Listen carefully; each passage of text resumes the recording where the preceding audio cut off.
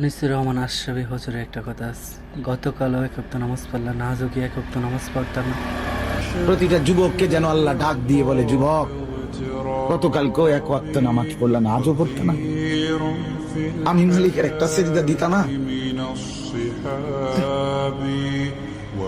আল্লাহ যেন ডাক দিয়ে বলে ফজরের ওয়াক্তে, আমার বান্দা আজও কি সেজদা দিবা না আমারে? আজও এভাবেই যাবে? আজকের সারাদিনও নারী দেখতে দেখতে, উলঙ্গ ছবি দেখতে দেখতে কাটাবে, সেজদা দিবা না? আমি কি তোমাকে বানাই নাই? আমি কি তোমাকে চোখ দেই নাই? আমি কি তোমাকে কান দেই নাই? আমি কি তোমাকে জবান দেই নাই?